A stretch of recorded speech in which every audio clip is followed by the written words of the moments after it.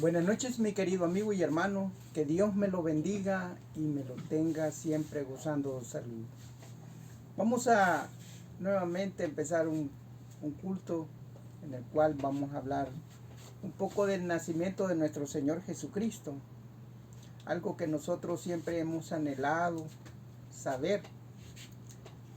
Pero primero vamos a pedirle, Señor, que bendiga este momento, que bendiga nuestros corazones a través de su palabra. Inclinemos nuestro rostro.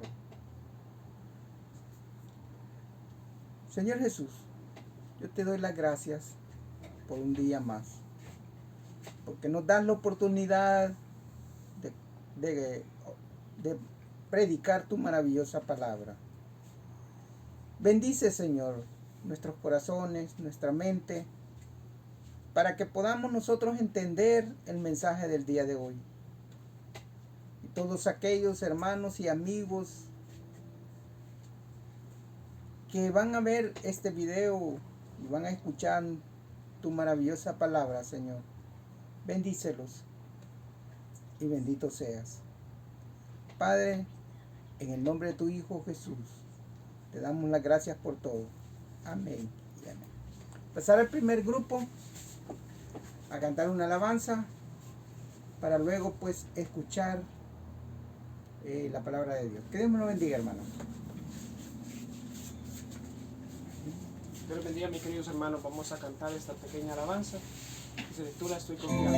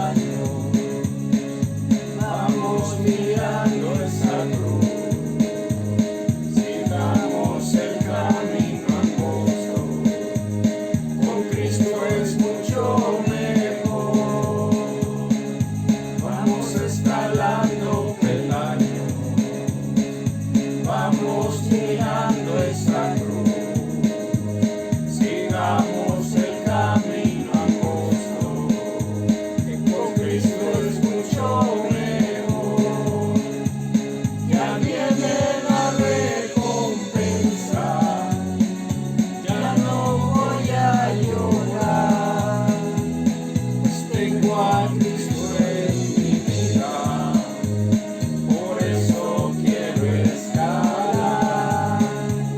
Ya viene la recompensa, ya no voy a llorar, pues tengo a Cristo en mi vida, por eso quiero escalar. Dios les bendiga, hermanos. Los dejamos con la predicación de esta noche.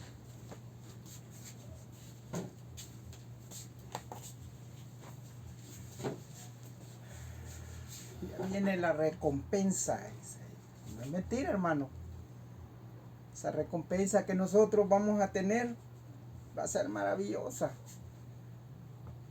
Muchas veces nosotros estas cosas nos cuesta creerlas.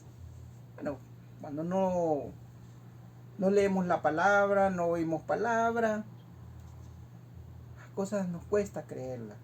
Pero nosotros que ya estamos en el camino, que leemos, que verificamos en la escritura, nos damos cuenta que esa recompensa ya viene. Y yo te voy a decir una cosa.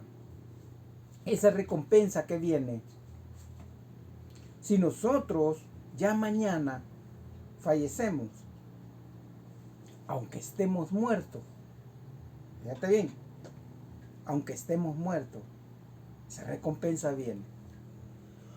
O sea, no nos vamos a perder de nada. Y el problema de aquellos que no se quieren acercar al Señor, no quieren ver estas cosas, porque estas son como señales. El evangelio se ha disparado aquí en este país y en otros países también. Hay personas que viajan y van a lugares donde cuesta hasta alimentarse, cuesta hablar el idioma, y allí andan. Pero es porque Dios les tocó y los envió. Van a sufrir, pero es necesario. Es necesario hacer eso. Algunos nos quedamos en nuestro país porque sentimos más cómodos. Hacemos lo de Jonás. Bueno, vamos a hablar del libro de Lucas, el capítulo 2, y el 1 en adelante. El nacimiento de nuestro Señor Jesucristo. Mira, hoy estamos a miércoles. El domingo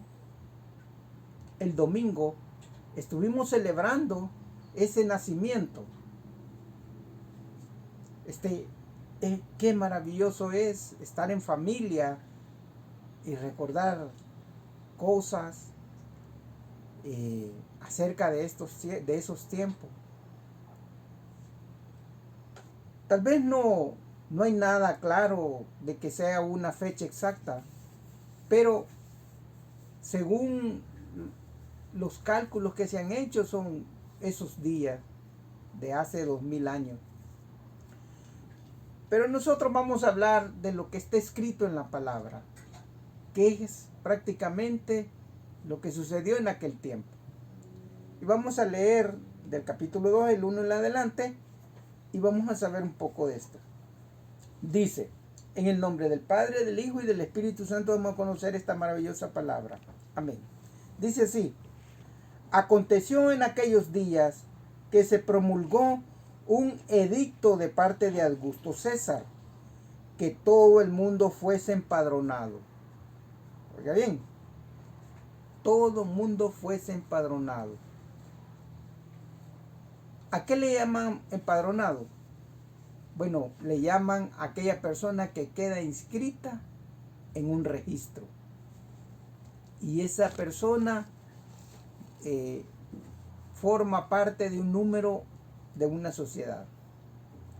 Así como nosotros aquí nos llevan a la alcaldía en la fecha de nacimiento y se hace una partida de nacimiento, cual queda en un libro. Aquí se le llama asentamiento de una persona. En ese tiempo era empadronamiento. Mas dice la palabra: Este primer censo se hizo siendo Cirenio gobernador de Siria, e iban todos para ser empadronados cada uno a su ciudad. Y José subió de Galilea, de la ciudad de Nazaret, a Judea, a la ciudad de David, que se llamaba Belén, por cuanto era de la casa y la familia de David. Fíjense bien, llegó a Belén, donde esa era la ciudad de David. El Señor siempre tuvo a David como un buen siervo, un maravilloso siervo. Pecó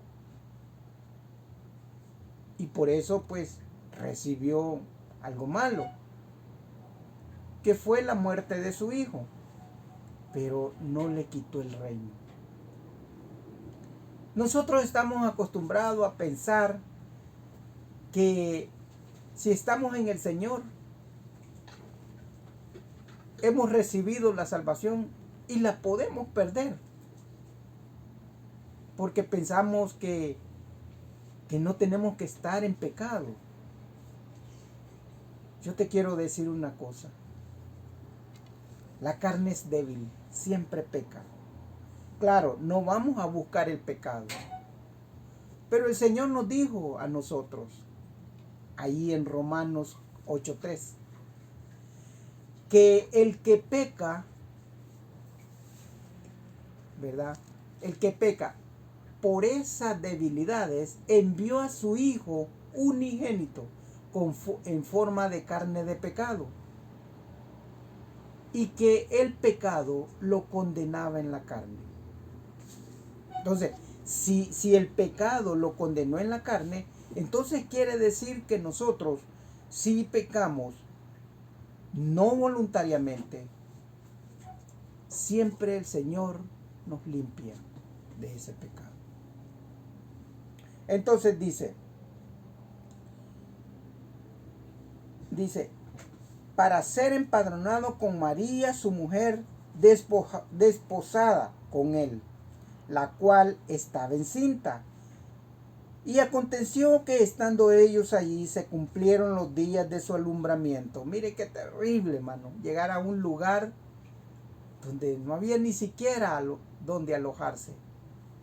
Y ahí le dieron sus días de su alumbramiento a María. Mas dice, y dio a luz a su hijo primogénito, y lo envolvió en pañales, y aconteció y lo acostó en un pesebre, porque no había lugar para ellos en el mesón. Qué terrible, mi hermano. Imagínese el Rey, el Señor de señores, el justo, el Hijo de Dios, nació en un pesebre. ¿Qué era un pesebre? Era un establo donde se mantenía a los animales y los cubría de lo helado de la noche. Allí tuvo que tener a nuestro Señor Jesucristo. Imagínate qué situación más terrible en la cual nuestro Señor Jesucristo nació. Y nosotros nos nace un hijo y queremos la cuna más cara y queremos la ropa más cara para el niño, porque nos da pena saber que nuestros hijos nazcan en una pobreza, pero el Rey de Reyes nació en una pobreza. Y habló Isaías,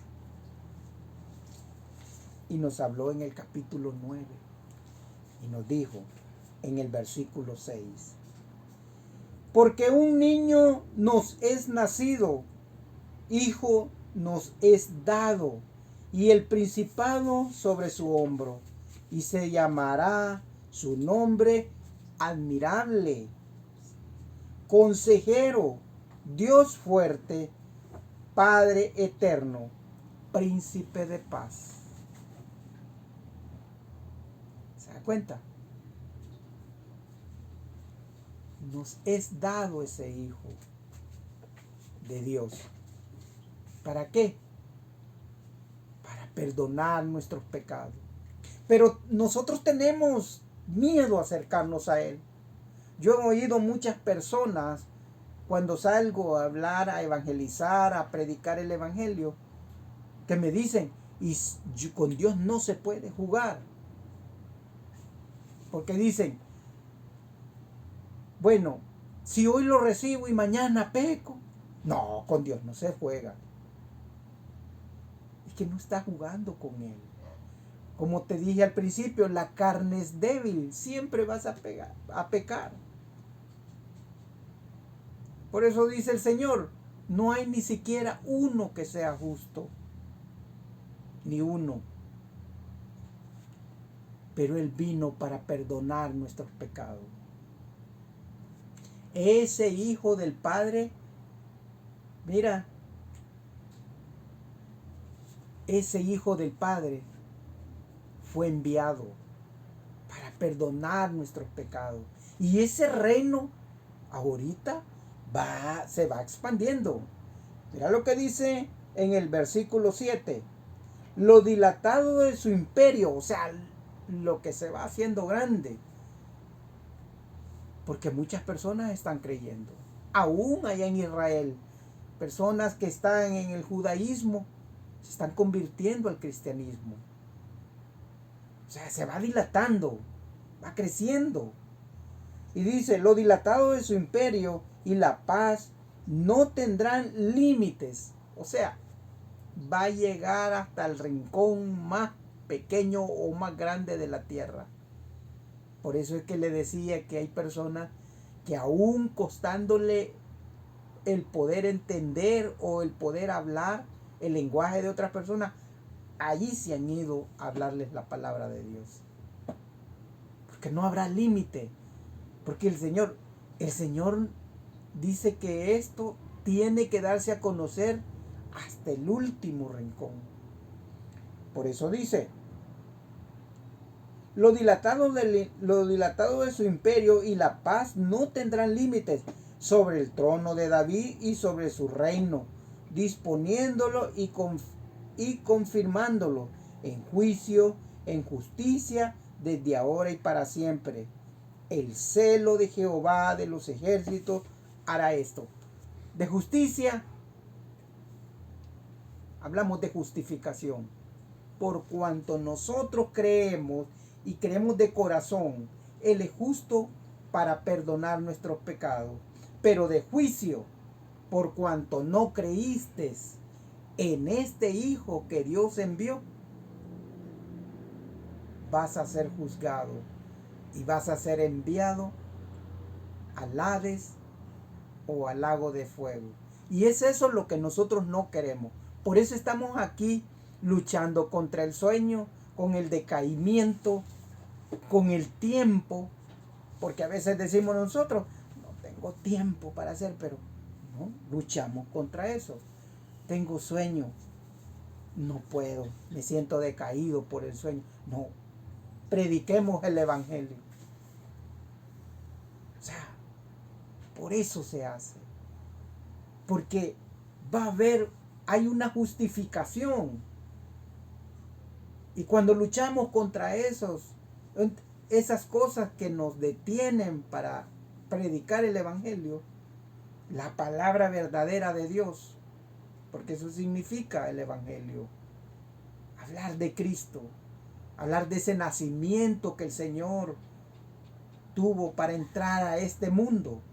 Él no lo necesitaba, pero era necesario hacer eso, porque antes se mataba un cordero o un carnero para que fuese cubierto el pecado de cada persona por cada año, pero nunca quitaba el pecado, sino que se iba cubriendo, como cuando tú pintas la casa.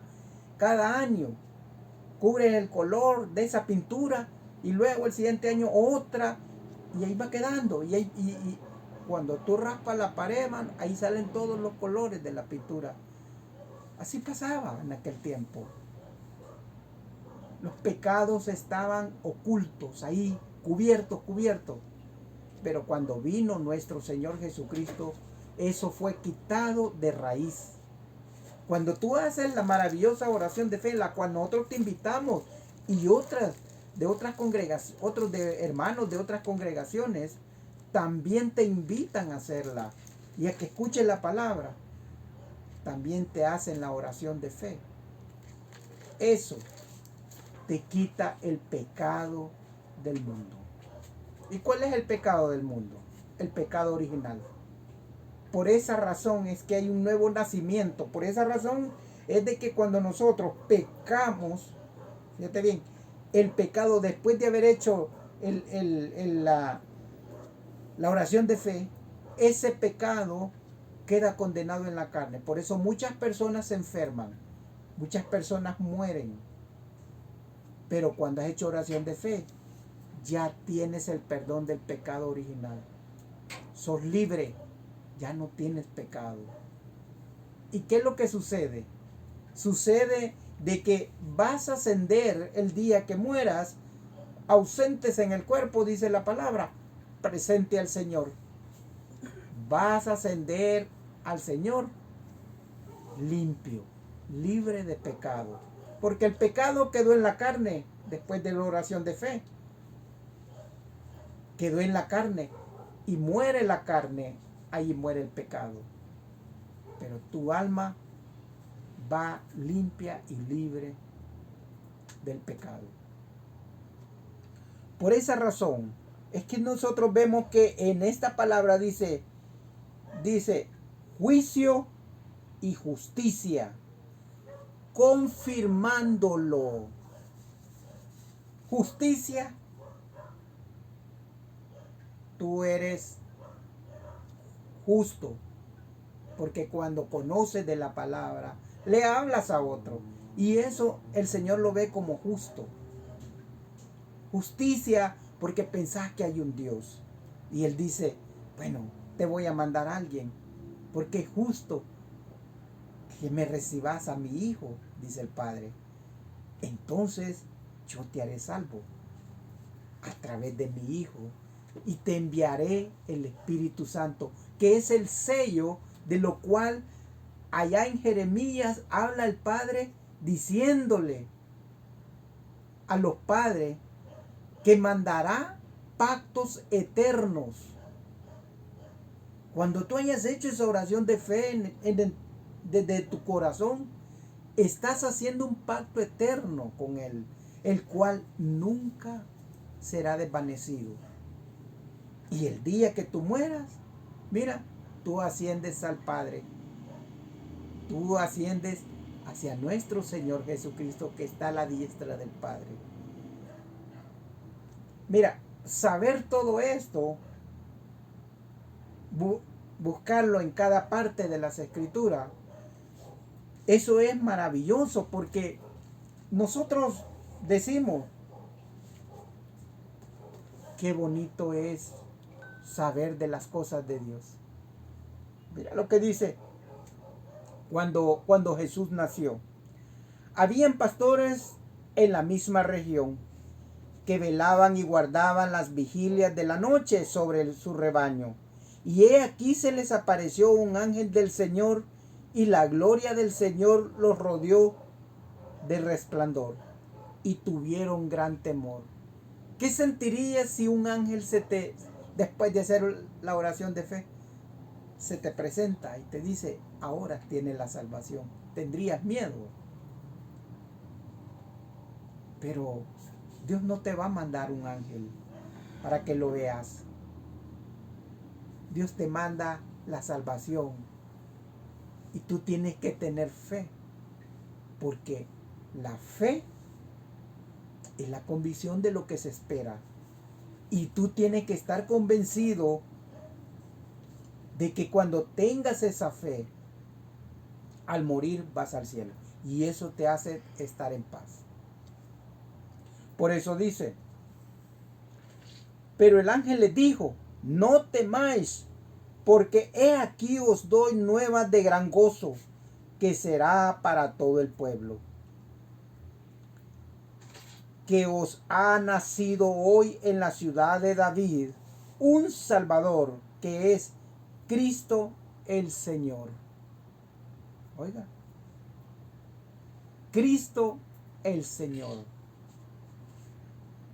Y dice, esto os servirá de señal.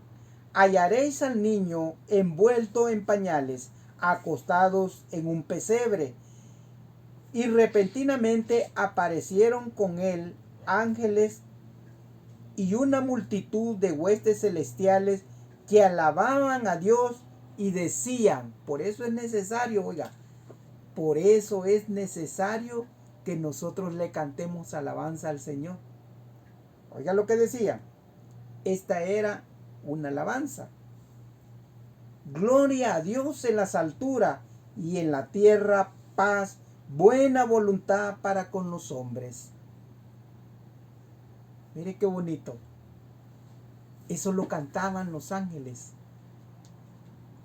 Era una alabanza, mi hermano. Y nosotros tenemos esa alabanza en la cual cantamos.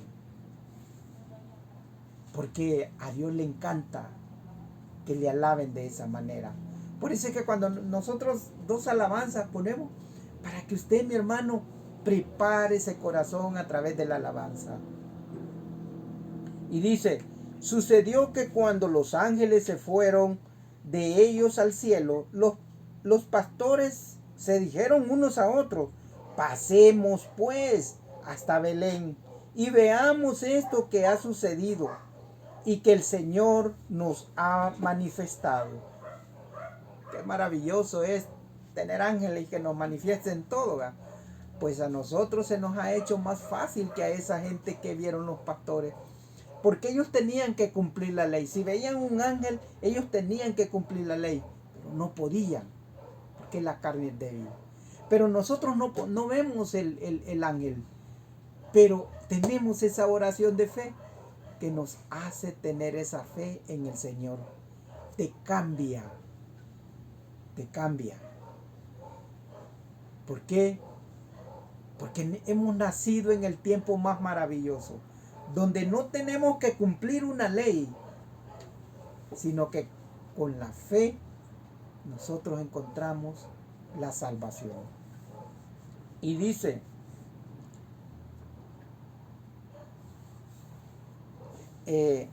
vinieron pues apresuradamente y hallaron a María y a José y al niño acostados en el pesebre, y al verlo dieron a conocer lo que se les había dicho acerca del niño. Y todos los que oyeron se maravillaron de los que los pastores les decían. Pero María guardaba todas estas cosas, meditándolas en su corazón. Aún María como que no había creído del todo. Después que el ángel le habló, salió encinta, no habiendo conocido hombre, porque todavía estaba con José, que se iban a desposar.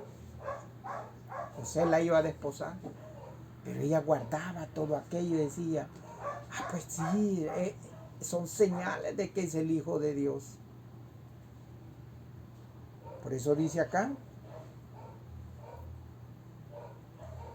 y todo lo que oyeron se maravillaron de lo que los pastores les decían. Pero María guardaba todas estas cosas, meditándolas en su corazón.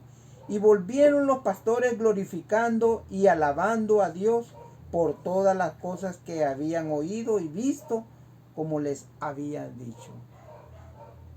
O sea, si nosotros te decimos a ti, congrégate, haz esa maravillosa oración cuando te invitan. Una sola vez y hazla de corazón. Tendrás la salvación. Y ese Hijo de Dios que vino a dar su vida aquí por nosotros, te hará a ti salvo. Porque vino a salvar tu alma. Porque no quiere que te pierdas. Él quiere que estés con Él y le alabéis al Padre con alabanzas. Porque eso vamos a ir a cantar allá en el cielo. Alabanza.